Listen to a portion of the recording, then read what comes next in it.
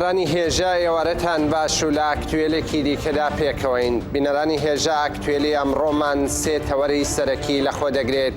یەکیان مادە هۆشبەرەکانە کە لەلایەن ڕژێمی ئێرانەوە بە شێوازی سیستماتیک لە ڕۆژهەڵاتی کوردستان پەرەی پێدراوە.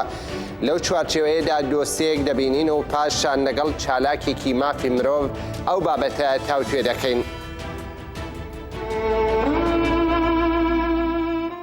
ماوەی زیاتر لە سێ دەیە ئێران بەگشتی و ڕۆژهەڵاتی کوردستان بەتایبەت ڕووبەڕووی سیاسەت و پلانی جیاجیا لەلایەن دەسەڵاتدارانی کۆماری ئێسلامی ئێران لە سەرگەلپەی ڕەو دەکرێت. جۆرەکانی مادەی هۆشبەر کە لەسەر جوانان و خوێندکاران لەم دوایەنەدا زیاتر پەریسەندووە تەمەنی گیرۆ دەبوون بۆ 13 ساڵان دابەزیوە. لە دوایین راپۆرتی خۆیدا کۆماری ئیسلامی ئێران دانی بەوە داناوە کە تەنیا لە کرماشان ماوەی ساڵێکدا 316 کەس بەهۆی مادەی هۆشبەرەوە مردوون. راپۆرتەکە ناکۆچی و شەڕی میدیایی ڕاگەیاندنەکانی ئێرانی بە دوای خۆی داهێنا. بەرپرسێکی ڕژێمی ئێران ڕایگەیاند لە پارێزگای کرماشان جێگا بۆ ڕاگررتنی گیرۆدەبووان بە مادە هۆشبەرەکان نەماوە.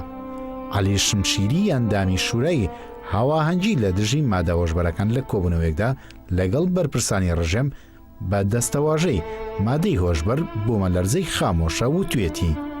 بەکارهێنەرانی مادە هۆشبەرەکان لە ناو کەسانی ژێر تەمەن 18 ساڵی زیادی کردووە و زۆرتر کەسانی خوێندەوان مەترسی توشبوونیان لەسرە. شمشیری و توێتی تەنیا لە سەدا 10 ئەو ڕێژەی زۆرەی مادەی هۆشبەر کە دێنن ناو ئێرانەوە دەستی بەسەردا دەگیرێت. ئەو بەرپرسەی ڕژێم باسی لەوە کردووە کە بەهۆی مادەی هۆشبەرەوە لە ساڵی ڕابردوودا 3190 کەس مردوون. ئەو ڕێژێش لە 42 ساڵی ڕابردوودا زیادی کردووە. ناوبراو لە جیاتی دەستنیشانکردنی میکانیزمی چارەسەری گیرۆدەبووان و ڕەخساندنی هەلی کار و بەرەنگاربوونەوەی ئەو دیاردەیە داوای دروستکردنی شوێنی گەورەتر لە پارێزگای کرماشان بۆ گیرۆدەبووان و بە مادە هۆشبەرەکان دەکات. لەلایەکی دیکە پێشنوێژی هەینی شاری سنەک کە لەلایەن عەلی خامنەییەوە بۆ ئەو پۆستە دەستنیشان کراوە دانی بەوە داناوە کە دەوڵەت لە هەستی بەرەنگاربوونەوە لەگەڵ قاچاقچێتی مادەی هۆشبەر بەکارهێنەرانی بە تەواوەتی کەمتەرخەم بووە. وێڕای ئەوەی بابەتی مادەی هۆشبەر زیاتر لە هەفتەیەک لە ڕۆژەردایە، بەڵام بەرپرسانی ڕژێمی ئێران بەردەوام نکۆڵی لە ئاماری زۆر مردن باهۆی مادەی هۆشبەر دەکەن و ئەو ناکۆچیانە نیشانی دەدات کە قەبارەی کارەساتەکە لەوە گەورەترە.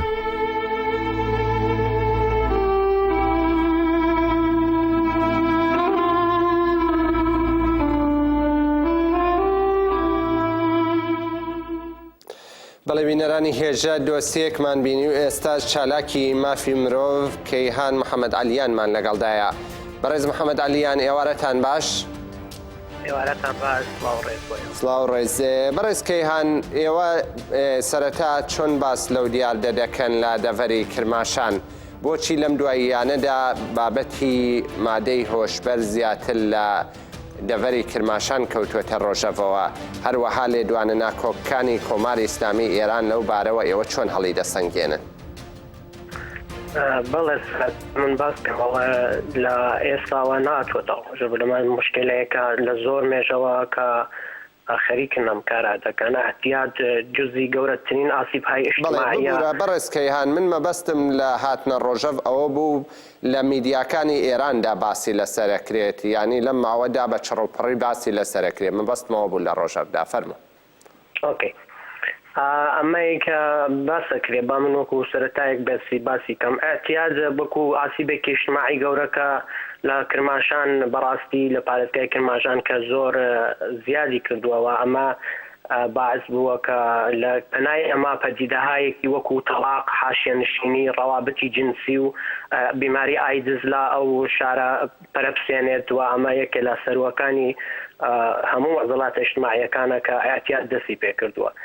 ئەمەی کە باسی درێکرێت سەهمی ژنان لە شاری کرماشان بەپێی ئامارە ڕەسمیەکانی کۆماری ئیسلامی خۆی 34% زیایی کردووە و لە پیاوانی 66% زیایی کردووە کە ئەمانە نکۆڵی دەکەن لە مۆزوعەکەەوە، چاویان لە واقعیتەکانی ژیانیان بەستووە و حەساریان بە دەوری خۆیانە دروست کردووە و باس لەوە ناکەن کە دەوروبەریان چییە گوزارێت و کاری دەکەن. و ئەمە مۆزوعەکە کە زۆر بەرزوەتەوە. بەڵێ بەڕێزکەیان هۆکارەکانی پەرەستەندنی ئەو دیاردەیە چییە؟ بۆچی زیادی کردووە؟ بۆ ئەوەی کە احتیاج لە شاری کرماشان بێکاری تایە لە کرماشان وەکو ئەوەی کە ئامارێکی یەکەمین پارێزگاز لە تەمامی وڵاتی ئێران و کۆمەڵگای ئێران کە بێکاری زۆری تێدایە، ڕێژەی بێکاری زۆری تێدایە و بەرپرسان کەم تەخەمن لەو مۆزوعانەی کە لەوێنە ئاموزش بدەن، ئاموزش یعنی عدەمی ئاگاهی، مراقبەت‌های مورد نیاز بە تەیفهای سنی ژێری تەمەنەلی 18 ساڵ کە ڕێژەکەی زۆری کردووە تا تەمەنەلێک کە ئەمە لە مەدارسا بێ ئاموزش بدرێت، ئەمە یەکە لە هۆکارەکانیە. بڵێ ئەی لێکەوتەکانی ئەم دیاردەیە چین؟ دەرەنجامەکان ئێستا باس لەسەرەوە کرێ لە ماوەی ساڵێکا بە پێیەوەی ئێران باسی لەسەرەکە 316 کەس لە کرماشاندا بە هۆکاری توشبوون بە مادە هۆشبەرەکان بەو هۆکارە گیانیان لە دەستەوە یاخود مردوون. ئێوە ئەو دەرەنجامەکان چۆن هەڵەسەنگێن؟ ئەمە دەرگا لە بەردەم چی دەکاتەوە لە ناو کرماشان و دەوروبەریدا؟ کرماشان ئەمەی کە ئێستا هینیان کردووە خەڵک بەهۆی ئەوەی کە ئەمە ئاسیبۆل و ناڕساییەلێک کە هەست لەوێنانە لەوێنە ئاموزش وتمنیە تەشەکولهای مردم نەهات بەرپرسن لە مۆزوعانە و بەهزیستی دانشگاهای علومی پزیشکی NGO-کان لەوێنە بکەوەی هاندەری ئەوە بن کە خەڵک ئاموزش بدرێن کار لەسەریان بکرێت بە ئەمانە کەمپەینێکە تحتی نەزارەتی خودی دانشگاهای علوم پزیشکی بێت ئەنجام بدرێت لێکۆڵێنەوەیان لێ بکەن لەوێنە ئەم کەسانەی کە محتاجن ئەتوانن لەوێنە بەوەی کە ئەنتزارات و مطالباتی جامعەی مەدەنی هەڵسینکەن کە لەوێ جەماوەریان کەن ئەوانەی کە لە ئەنزاری عمومی و ئەماکنی عمومیە بێتە دەر کە دووچاری ئەوە نەبێت کە دووبارە بیماریهای عفونی و کێشەهای تریش لەوێنە دروست دەربێت، یانێ وەکو ئەوەی کە ئایدزێکە لە گەورەترین هینانێکە کە ئێستا پێش لە دوای ئاعتیاد کەوتووەتە شاری کرماشان، یانێ ئایدز زۆر ڕێژەی بەرز بووەتەوە لە شاری کرماشانە. بەڵێ بەڕێزکەیان راپۆرتەکان باس لەوە دەکەن ڕێژەیەکی زۆر مادەی هۆشبەر لە ناو ڕۆژهەڵاتی کوردستانە بڵاو دەکرێتەوە. بە بڕوای ئێوە ئەم بڵاوکردنەوانە لەلایەن چ گروپ و تاقمێکەوەیە؟ ئایا هۆکارەکانی پەرەسەندنی توشبووان بە مادە هۆشبەرەکان چییە؟ شێوازێکی سیستماتیکە یا گەل لە دەرەنجامی نائاگاهیە؟ ئێوە بۆچی دەیگێڕنەوە؟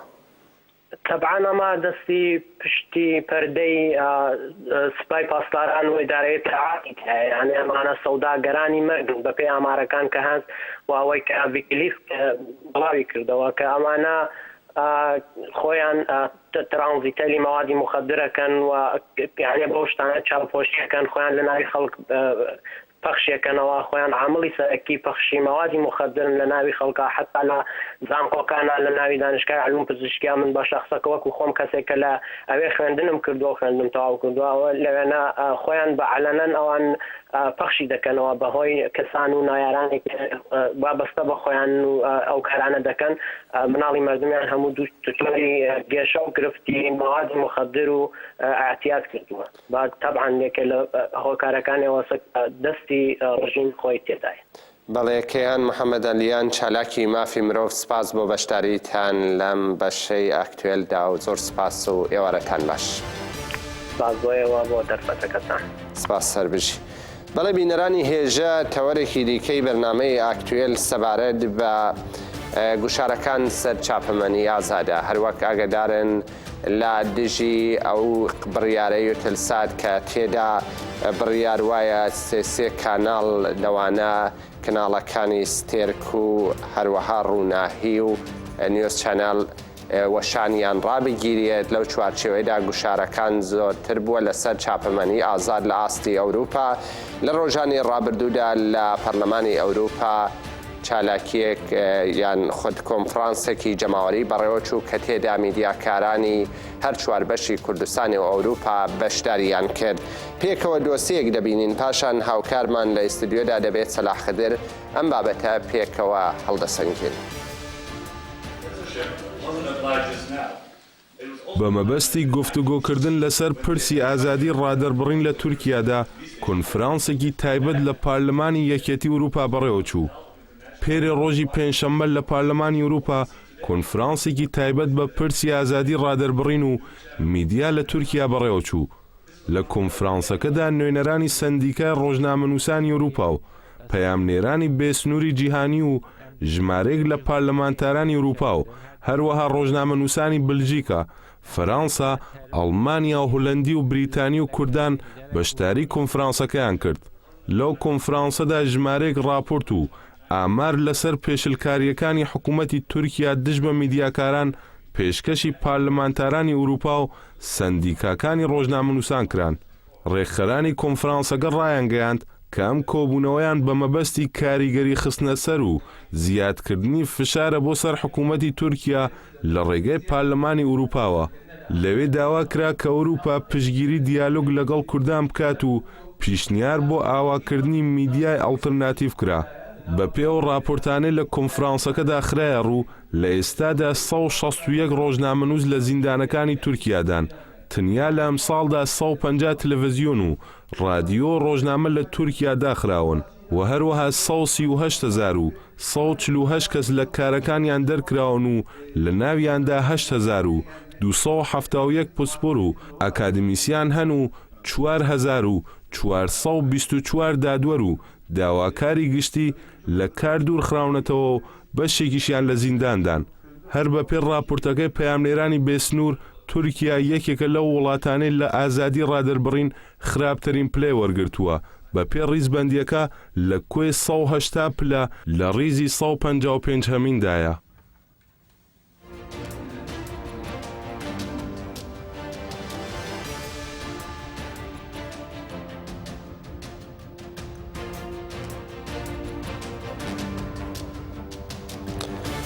بەڵێ بینەرانی هێژە دۆسیەکمان پێکەوە بینی و هەروەک وتمان هاوکارم سلاح خدر لەو بابەتەدا کە بەشداری کردووە لەو کۆنفرانسی پەرلەمانی ئەوروپا لەگەڵ ئێمەیە لە ئستودیۆ. سلاح بەخێر بێ. سپاس.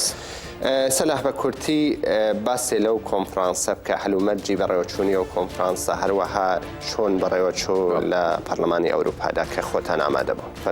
هەڵبەتە لە چوارچێوە دۆخی ئێستا لە تورکیا و باکووری کوردستان هەیە مەبەست لە سەرکوتکردنی ئازادی چاپەمەنی و ڕاگەیاند و گرتن و زیندانیکردنی نووسەر و ڕۆشنبیر و بەتایبەت ڕۆژنامەنووسان لە ماوەکانی ڕابردوودا تامان ئێمە وەکو تەلەڤیزیۆنیش پێشتر داومانە کە زیاتر لە 150 دەستگای ڕاگەیاندن لە ڕۆژنامە و رادیۆ تەلەڤیزیۆن و ئاژانسەکان داخراون لە تورکیا بە سەدان ڕۆژنامەنووس و با بڵێن هەم بە هەزاران ئازادی خواز گیراون زیندانی کراون. ئەمە وای کردووە ئیتی ئەم دەسەڵاتداری ئاکەپا ئەم سەرڕۆی ئاکەپا سنوورەکانیش تێپەڕێنێ لە باکوور و تورکیا بچێت دەرەوە بەتایبەت کە بینرا ڕێکەوتنیکی لەگەڵ کۆمپانیای ئیوتێلساتی فەڕەنسی کردووە بە داخستنی تەلەڤیزیۆنەکانی با بڵێن ڕووناهی و ستێرک و نیوز چەناڵ بەر لە ئێستاش تەلەڤیزیۆنەکانی وەکو نەورۆز و ئەوانیان داخست بوو ستێرکیان داخست بوو بۆیە ئەبینرێت کە ئەم سەرڕۆیانە مەترسیەکانی گەورە کردووە. بۆی بە پێویست زانرابوو کە کۆنفرانسێکی وا لە پەرلەمانی ئەوروپا ببەسرێ لە چوارچێوەی ئایا ڕۆڵی ئەوروپا چی ڕۆڵی پەرلەمانتاران لە ئەوروپا چی ئەتوانرێت چی بکرێ. وڵاتانی ئەوروپا بۆ بێدەنگن بۆ وڵاتانی ئەوروپا ینی سنوورێ بۆ تورکیا دانانن لێرە ڕایناگرن بڵێن لێرە بوەستە لەبەرەوەی مەترسیە ینی ئەوەی کە گرنگ بوو لێ پەرلەمانتاران یا پەرلەمانی ئەوروپا یا سەرۆکی فیدراسیۆن و سندیکا ڕۆژنامەوانیەکانی هەن وڵاتی ئەوروپا هەبوون ڕۆژنامەوانی کورد هەبوون ڕۆژنامەوانە تورکەکان هەبوون کە هەڵهاتبوون سزای گرتنیان هەیە لەسەر ئەو نووسینانی کە نووسیوانە وەکو ئۆپۆزیسیۆن. ئاماژیان بۆ کرد کە مەخابن ئەوروپا بێدەنگە لەو چوارچێوێدا ئەوروپا وەکو پێویست هەنگاوی نەناوە هەندێک زیاتر لە مەسەلەی مافەکانی مرۆڤ ئازادیەکان بەرژەوەندە ئابوووریەکان لە بەرچاو گیراوە. بۆیە وترا ئەبێ پێویستە ئەوروپا پشگیری دیالۆگ لەگەڵ کوردیش بکان نەک تەنها تورکیا بە مەخاتەب بگرێ. ئەبێ لەو وڵاتانەی کە بەشداربووان لەوێن باسییان کردبانەوەی کە بەژان هەر یەک لە وڵاتانی خۆیان گوشارێک لەسەر حکوومەتەکان دروستکەن باشوانە و هێز و توانیانە هەیە گوشار لەسەر حکوومەتەکان دروستکەنیان نا باڵی بێگومان میدیا دەسەڵاتێکی گەورەیە ئەگەر میدیا بیاوێت ینی مەبەستمەوەی لە ئاستێکی بەرزدا بەشداریان کرد ینی بە حکمیەوەی بۆ نمونە سەرۆکی سندیکای ڕۆژنامەوەرانی ئیتالیا هاتبوو سەرۆکی سندیکای ڕۆژنامەوەرانی هۆڵندا هاتبوو هی بەلجیکا لە ئاستی باڵای سندیکایی و میدیایە هاتوون بێگومان ئەمانە ئەتوانن کە ئاراستەکان بگۆڕن چونکە بیانەوێت گوشار لەسەر حکوومەتەکەیان بکەن ئەتوانن بەڵام تر لێرەدا مەسەلەوەیە کە پێشنیارەکە لەوە کرا کە چەترێک دروست بکرێت باڵێن سەقفێ دروستکە لە ژێریدا ئەم میدیانە کۆ ببنەوە ئەوە هەوڵ بەم بەیەکەوە کۆدەنگێک هەودەنگێک هەبێت چی بڵێ ئەو تەلەڤیزیۆنانەی وا لە ڕابردوودا وەکو نەورۆز تیڤی و وەکو مەدن و چەوانە داخرابوون لە ناویاندا نەورۆز تیڤیش هەبوو ئایا وەکو نەورۆز تیڤی داواکەی لەوێدا باسی لەسەر کرا بووە مژارێک کۆبوونەوەی پەرلەمانیانە ینی بەڵێ لەبەر ئەریک کە با بڵێن پارێزەری نەورۆز تیڤە ئەو لەوێ بوو بە هەمان شێوە بێژەرەکانی نیوز چەناڵ و کەناڵەکانی دیکە و کۆڕۆناهویستێر کە ئەوانش لێوە بوون پارێزەری نەورۆز تیڤی لێ ئاماژەی بۆ کرد کە دادگاکان و دادوەرەکان لە ئاستێکی بەرز و بەرفراواندا پشتگیری دۆسیەکە دەکەن لەبەرەوەی لایەنی قانونی و لایەنی یاسایی نییە بۆ داخستنی ئەو تەلەڤیزۆنە وە گەوانەی کە لە ڕابردووشدا هەبوو مجرد ڕێکەوتنێکی ئابووری سەفقەیەکی ئابووری لە نێوان کۆمپانیای ئوتێلسات و تورکیا هەیە بۆیە وتی کە لە دادگای پێداچوونەوەیە لەبەرەوەی دادگای خوار و با بڵێن بڕیاری گەڕانەوەی پەخشی دابوو بۆ نەورۆز تیڤی وەڵێ کۆمپانیای ئوتێلسات بە حکمی ئەو ڕێکەوتنە نهێنیە ئابووری لەگەڵ تووشیا کروتی هەستاوە تانەی لە بڕیارەکەداوە لە دادگای باڵادایە بەڵام ئەو بێهیوایی خۆ بێ ئومێدی خۆی نیشانەدانی وتی ئێمە هیوامان هەیە ئومێدمان هەیە لەوەی کە ئەم دۆسیە قازانج بکەین باشە چاپەمەنی ئازاد لە ئاستی ئەوروپا تا دەڕوات هەوڵەکان بۆ کەپکردنی درێژەی هەیە تۆ هۆکارەکانی ئەو هەوڵدانانە بۆچی دەگەڕێتەوە کێ سەرکێشی ئەم هێرشانن لە بەرامبەر چاپەمەنی ئازاددا دەکات ئەگەر مەبەست بە ئەوروپا بێ ئەوروپا تەنها ئەو چاپەمەنیانی کە دیارن ئاماژەمان پێکرد تەنها ئەوانن کە سەرکوتەگرێنیان بەگشتی بەو شێوەیە نییە بزیاتر لە چوارچەی سون و تورکیایە ئەوەی کە لە ئەوروپایە هەوڵی بێدەنگکردنی درێ هەوڵی ڕاشکردنی درێ شاشەی ڕۆناهی تیڤە ستێرکە نیوز چەناڵە هەندێک ڕاگەیاندنی با بڵێن ڕۆژنامە شتیوا ئەگەر هەبێ بەڵام زیاتر فۆکس لەسەر ئەم سێ کەناڵەیە کە بێدەنگ بکرێ ئەویش ئەوەیە کە کۆمپانیاکە کۆمپانیای ئوتێلسات بەشێکی پەیوەندی بە حکوومەتی فەڕەنسیەوە هەیە حکوومەتی فەڕەنسی ئەگەر چاو بە سیاسەتی خۆی دابخشێنێتەوە لە بەرامبەر تورکیا ئەتوانێت نەهێڵەوە بکرێ بێگومان تورکیا گەورەترین شت کە لێ ترسێ میدیایەکە میدیا ئازادە بەڵام ئەو بۆ ناوەستی ئەو میدیانی ناوخۆی سەرکوتکە و بێدەنگیکە تاکە میدیایەکی ئازاد کە وەک ئۆپۆزیسیۆنی تورکیا دەرکەوت بێ کەناڵی ستێرک بە کوردی ومێت با بڵێن نیوز چەناڵە بە تورکی باقیەوانەی کە هەمووی لە تورکیا بێدەنگ کراون ینی سەرکوت کراون بۆیە تورکیا هەوڵات تەنانەت ئەوەش نەهێڵێت ئەو دەنگەش نەهێڵێ بەڵام لێرە مەسەلەکە ئەوەیە کە مەخابن هەندێک بەژەوەندی ئابووری لە ئەوروپا لە بەرچاوەگری با من نمونەیەک بڵێم یەکێک لە ئەو ڕۆژنامە نووسانەی ببورە ناوەکەم بیرچەوە کە بەشداری پانێڵەکەی کرد پانێڵستێ بوو لەوێ قسەی کرد ڕۆژنامەسێکی بە ئینگلیز بوو ماوەی بەر لە ئێستا لە جزیرە گیرا بوو ماوەی زیندانی کرابوو لە سەندای تایمز بریتانی کارەکە ئەوتی من لە سەرۆکوەزیرانی بەریتانیا پرسیوە پێم وتو ئێوە کە چەک بە تورکیا ئافرۆشن ئایا پرسیاری مافی مرۆڤی لێکەن ئەڵێ لە وەڵام داوتۆتی پرسی مەسەلەی مافی مرۆڤ و ئابووری دووشتی جیاوازن یعنی بۆ ئەوانیش مەسەلە ئابووریەکە لای ئەوروپا زیاتر گرنگترە نەک مەسەلەی مافی مرۆڤ و ئازادیەکان بەڵام خاڵێک گرنگ لێرەدا ئەوەیە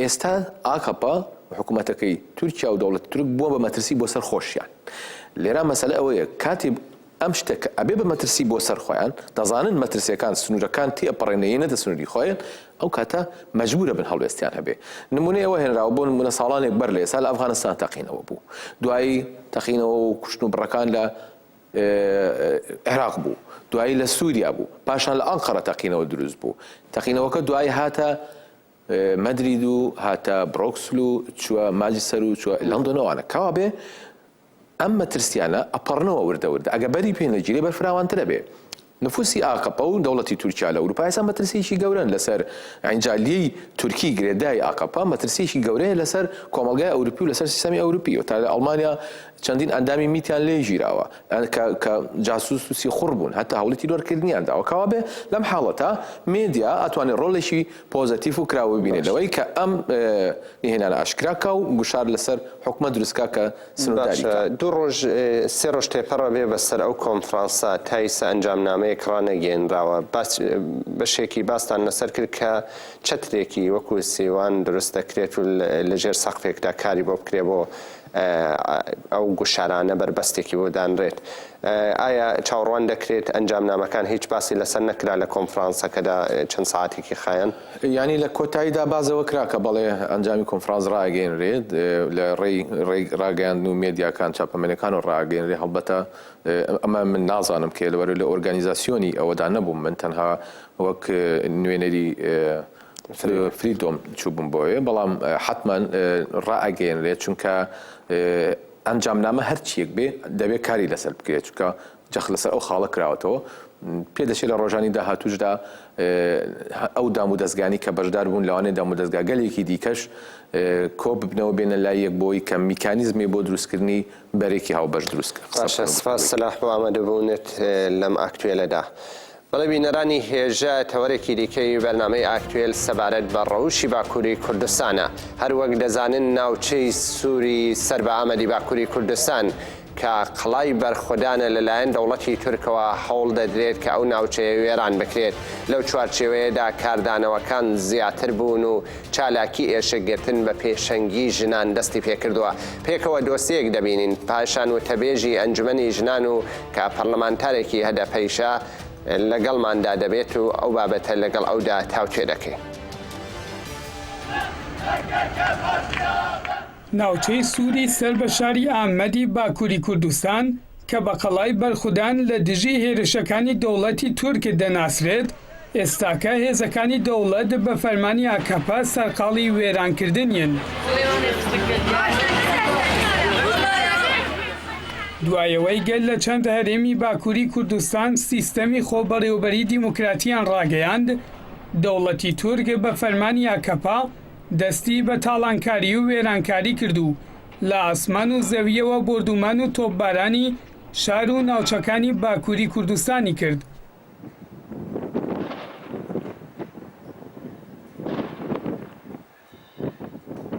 بەهۆیەوە سەدان کەسی مەدەنی گیانیان لەدەستدا و بەرخودان لە ناوچەکان نزیک بە ساڵێکی خایاند.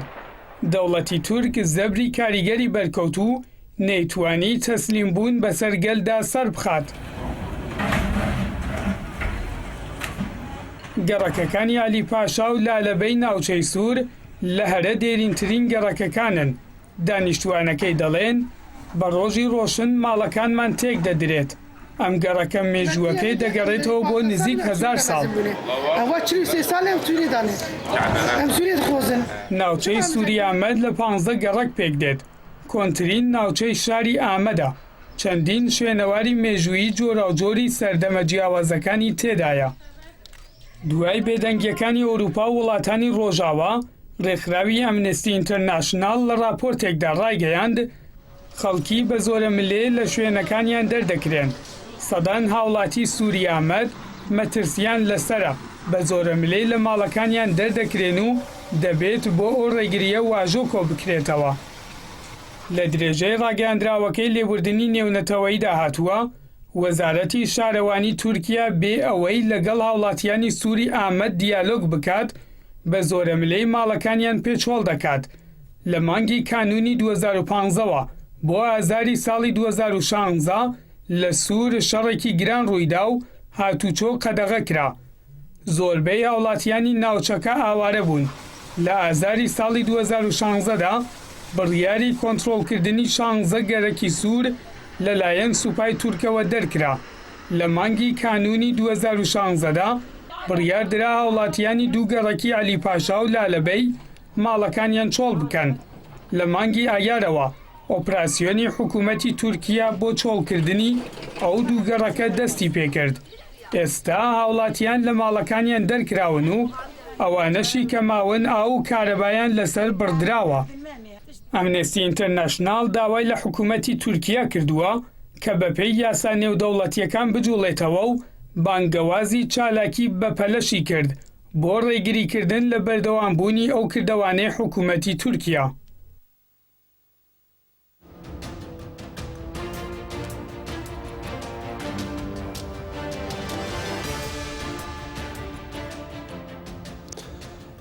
بەڵێ بینەرانی هێژە هەروەک ڕامان کەیان ڕاستەوخۆ دەچینە ناوچەی سووری سەر بە ئامەد و پەرلەمانتاری هەدەپ و بەردەفکی مەجلسە ژنان دیلان دەرایەت تاججەمیل لەگەڵ ئێمەدەیە. بەڕێز دیلان ئێوار باش. ئێوار باش. بەڕێز تاجدەمیر ئەگەر بکارن دەستپێکێ ئەو چالاکی نەوبەت ji بۆ سوورێ چاوە بەڕێوە دەچێت کە بە پێشەنگیە ژنان بە ئینسیاتیفی ژنان دەستپێکردە ئەگەر بکارن لەسەر نەوبەت دەستپێکێ هەنێک ئاگاداری بدەن کەرەمکەن. دوێژی ئانی زمان ev demeke dirêje li Kurdistanê şerek pêkçûnekî berdewam dike. Birastî jî ev du sale li ser navçî Kurdistanên bajarên Kurdistanê wek polîtikak pê meşandin.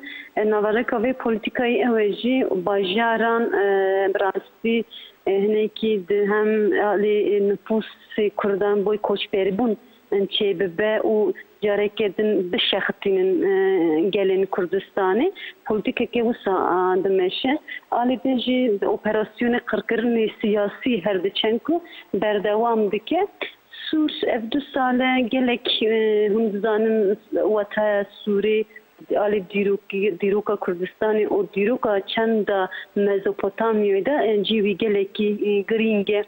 Sûr ne tenê bixwe ciyekî ku em bêjin gelê Kurd tê dijî di wî zêdetir e çandeke nasnamayeke bi rastî jî dîroka Kurdan û dîrokan gelên Mezopotamyayê zindî ye bi zindî dike. Ji ber wî jî Amedê û Kurdistanê de herkes têkilîke wî bi Sûrê re heye. Bi têkiliyeke Sûrî têkiliyeke em bêjin polîtîke têkiliyeke dîrokî û çandî hunerî ye. Li belê dixwazin di şexsê Sûrê de bi rastî polîtîkaya asîmilasyonê carekê din dixin meriyetê de.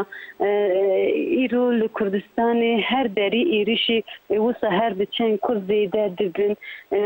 Park wek ku navê Kurdî em bêjin saziyê ku navê wan bi tabelayê Kurdî nivîsandin. Peykerê wek Peykera Ahmedê Xanî wek Peykera Roboskî û peykerê azadiya Kurdan dîroka Kurdan dîne bîran gelan da bîran mirovan wan hember wan hemûyan polîtikek dimeşînin. Em wek tevgera jinên azad Sûrê bi rastî jî ev polîtikayê du sale bû em şermezar bikin alê ditin jî boy ji bala gel û baya raya giştî bikişînin Sûrê em ji di wir rojekî me nöbet girt ji bo bal bikişînin ser bûyerên Sûrê. Jinê Sûrê re me hey peyvîn pêk anî li Sûrê niha hem ceyranî wan tê girtin ava wan tê girtin şarederiya ku dizanî şarederiya Sûrê qayyum avîtin destane ser zebt kirin. Li belê îro Sûrê ti xizmetçî neydayên nava sosûk hemû çöp bîhneke em bêjin giran jî tê wek gel tê cezakirin ki ku vala bike. بەێ بەڕێز تاجدەمیر هەن بەحسا ئەو سیاسەتی ئاکەپەکردن هەمبەر بە سوورێ و باکووری کوردستان هەرو ساوان قڕکردنی سیاسی کە لەسەر پەرلەمانتار و گرتیین سیاسی پەیڕەو دەکرێت. گەلۆ خودی دەرکەتن لە سووری ئامەد چاوایە لە باکووری کوردستانێدا ئایا ئەو هون لەبێ دەرێ بۆ خۆ ئامادە بوون ڕەوشێکی نەنۆرماڵ لە سوور دێتە مەشاندن لە عالی ئاکەپە.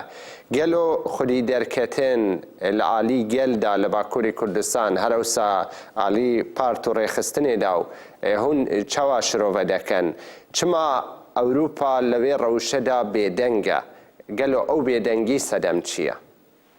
Yani براسس پرسکریکا و داوی دا دست بکیم yani hindizanın Surji vek hünera çand û hünera gelam ya şaristaniya hate binav kirin û bi rastî biryara UNESCO'yê jî bi xwe jî li ser Sûrê heye lê mixabin ji ber ku têkiliya hikûmeta AK Partî û hikûmetên Avrupayî li ser berjewendiya hatiye avakirin ji vê mijarê de gelekî bêdeng dimînin Avrupa vê mijarê de rola ku bikeve ser milî wî neleyze carekî din hember Kurdan çavê xwe digire meriv vê hişyariyê dikare bîne bîra xwe û evî dikare bêje ya duyemî ji li Kurdistanê rewşeke awarta heye hûn dizanin bi rastî du sal ev rastî awarta berdewam dike qedexekirina derketina devran qedexerkirina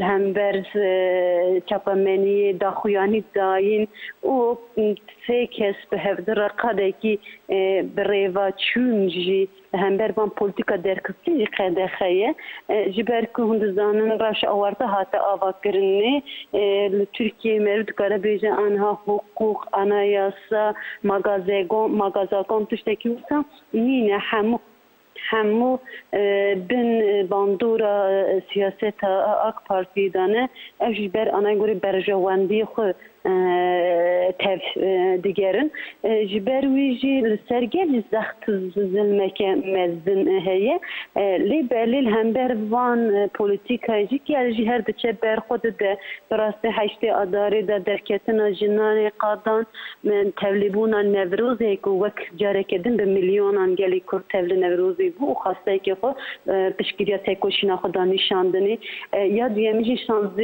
Avrêlê de hûn dizanin Tirkiye hilbijartinekî bû ji bo erê anna derketina nayî jî Kurdistanê herekî xort bû lê belê li hem niha di navçeyê me de rêveberê me sempatîzanê rêxistina me de bi hezaran kes bin çavkirine ser de hev serokê me parlamenterê me hev serokê şaredariyên me yani negava 5 û 10 hezaredan kesî rêvebertiye me dikirin niha di zindanan danin bi rastî dixwazin gel jinekî bê em bêjin yekû pêşengtî dikin bê pêşeng jî bihêlin û van polîtîkaya hişk û asîmilasyona jî bêdeng bikin lê belê çiqa şart û mert zehmetî bin jî bi rastî jî gelekî zehmetî ye lê belê gel ber xwe didin hem ber Sûriyê jî dengek reaksiyonekê lê belê hewcetî heye ku meriv di çevî daha zêde alîkar bike û evê tekoşînê mezin bike û xayî derketina vî xort bike û gelê Sûrî tenê nedêle بەڵێ پەرلەمانتاری هەدەپە و تەبێژی مەجلسی ژنان دیلاندرایەت تاشتەمیر گەلێک سپاس بۆ تەبلیبوونەوە لە بەرنامەی ئەکتوێل سپاس هەر بژی بەڵێ بینەرانی هێژە دوایین بەشی بەرنامەی ئاکتوێل هەڵسەنگاندنێک و لەسەر بەڕێوەچوونی 13هەمین فستیڤاڵی نێونەتەوەی ژنان کە لە ئەڵمانیا بەڕێوە دەچێت و لەم ساتانەیشدا دوایین ساتەکانی بەڕێوەچوونی ئەو فستیڤاڵەیە دەچینە لای هاوپیشەمان ڕۆژنامەوان ئایسەل ئاوێستا. بەڕێز ئاوێستا ئێوارەتان باش؟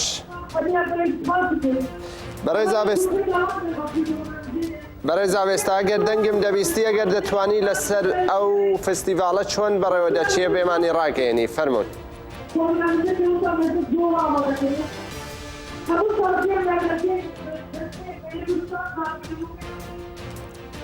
بەڵێ بەداخەوە دەنگ بە باشی ناگایێتە من ئەگەر هاوکارە بەڵێ پێم وایە بەڕێز ئایساڵ گوێتان لەم دەنگی ئەمە دەویستن؟ بەڵێ ئەگەر هاوکارانم هەوڵدان بکەن بۆ ئەوەی بەڵێ بینەرانی هێژە وەک دەزانن هەر ساڵێ لەم ساتانەدا فستیڤاڵی نێونەتەوەی ژنان بەڕێوە دەچێت ئەیش بەناوی فستیڤاڵی زەیلان کە لە چوارچێوەیەدا لە ئەڵمانیا بەڕێوە دەچێەوە ئەم ڕۆژ کە بەڕێوە چوو تێدا نوێنەرانی ژنان لە ئەوروپا و لە چەندین شوێنی جیهانەوە لە کوردستانیشەوە بەشداریان کرد هەروەها ژمارەیەکی هونەرمەندی ژنانی کورد و بیانی بەشداریان لەو فستیڤالەدا کرد لەو چوارچێوەیەشدا بەرنمەیەکی هەمەڕەنگ پێشکەش کرا سەر ڕای ئەوەی کە کەشوهەوایەکی باراناوی بوو. بەڵێ بینەرانی هێژە دەچینە لای ئایسەل ئاوێستا هەوڵدانی خۆمان. ئایسەل ئێوارەت باش؟ ئێوار باش؟ بەڕێز ئایسەل ئەگەر بکاری فستیڤال بۆ ئێمە ڕاگەیەنی فستیڤال ئیرۆ چاوە بەڕێوەچوو وەک لە دیمەن و ئێکرانی ئێمەدا دەرکات لە فریدۆمدا ئەو بارانێکی بەخۆر دەهات لێ فستیڤال هەر دەوام دەکرد. فستیڤال ئانەها بەر بەداوی دەچێ یان دەوام دەکا کەرەم کەن. بەڵێ سامان جبەرک و ڕەوش لەوێ دەرێ ڕەوشە هەوای گەلێک باران زێدەیەش بۆروێ دەنگێتە تام نەگرت لێ ئەس باوەڕ دکەم فرساتە ئەو بووکو فستیڤال بەردەوام دکە ئان ناکە و ئەس دخوازم هەنێکی باسە کلیان کویر لەوێ دەرێ ژیانە بکەم ژخوا باوەکی زیندی تەلەڤیزیۆنەوەژی فستیڤالا زیلان یا ئیرۆ لەوێ دەرێ لە باژارێ ئەڵمانیا دۆرتموند تێ هاش لە دارخستن وەژی شۆپان و وەکی تەلەڤیزیۆن و باوەیەکی زیندی تەماشەوانێ خۆ پارڤە کرد. ساعت سببه سه ولاتن أوروبا هولندا بلجيكا وألمانيا بحضر جن هركين قضى فستيفالي برنجينيا خواه بفيامين خواه بجوش خواه رنگ دان فستيفالي وكي هر سال فستيفالا اي سال جي بكالجانا كمزن بفيامين سياسي بردوام كر وجخوا بار وكيري ازوي دوباره ناكم ده فستيفالي ده فيامين گلكي گرینگ هاتن داين بتايبتي هم جيتشين كردستان جيتشين آزاد پیاما کجکی هات خواندن دیسا گلک هنرمندین جوالاتین دن وکی دانسا فلامنکو دیسا ج کردستان هنرمند هات بون ج اروپای هنرمند تبری بونو بدنگی خو تینورن دناوا ملت هاتنه داین او جوهولی راکرن فستیوال گلک رنگین بو گلک بشتاریه کی باشه بو لی مخابن وکی گلک فستیوال دن و جاری جی باران مراخواه لفستیوال خز لتولی باران زیده جی ذکرم ببیجم حتی وان کلیا جی این فستیوال بردام دکه هنرمند بریوان آرین حال سر دکه استران خوار پیشکش دکه تولی باران زیده جی بجوش که مزن بشتاروان تولی بله ایسال اگر دنگی من دبیستی ریاضاری که مزن حتی فستیوال به انجام نبه لوی درینه لوی دری گلک شتاندین جیرنگ هبون جخوا سری سبی لسر رولا جنید اواکرنا جواکی ده پانیل کاتبول درخستن ده پانیل ده لسر رولا جنید لسر تکوشینا جنید نقاشین گرینگ هاتم کرن دیسا جنان به شتاندین خوین خوارنه جلو برگاین هنرین دستا دیسا لوی دری یاکو مورا خلی خست رنگینیا جلی کردی بون لدروای ولات فستیوال ده او کونو حمله جلین کردی لوی دری جاره کردن هات نشاندان فستیوال وان کلیاجی بردام دکلی هنرمند داویه بیروان آرین لسر دکی استران خواه نا پیشکش دکه بو فستیوال به همو جوش اخواه بردام دکه از خوازم دوباره بکم تبلی کو روش هوای نباش بوجی اما از دکارم ببیجم فستیوال به جوشه که گله که مزن گیشت آرمانجا خواه پیامین کو دخواستن دان رایا گشتی دان همو جهانی جاره کدن جنان بریارداریا خواه بو تکوشینش بو آزادی و چقدر دوی وارده او به بریارن جاره کدن نشان دان از دکارم وها ببیجم جنان جاره کدن به همو هرسا خواه به همو دخواز خویا آزادی لبی دری مورا خوا لبی فستیوالی خستن جو خواف سلوگان فستیوالی جی او بون جن اوی به برخودانی جیان آزاد آوا بکه براستی جی جنان هم لنبری خوازای هم لنبری داگرکری هم لنبری ایریشا هم لنبری ظلمی به برخودانی برسنه کدن جاره کدن ایرودان بله ایسل اوستا روزنامه‌وان گلک سپاس بۆ ڕاگەیاندنی زانیاری و ڕووماڵکردنی فستیڤالی نێونەتەوەی ژنان گەلک سپاس. بەڵێ بینەرانی هێژە بەم شێوەیە هاتینە کۆتایی ئاکتوێلێکی دیکە تا بەیەگەیشتنەوە ئێوارەتان باش.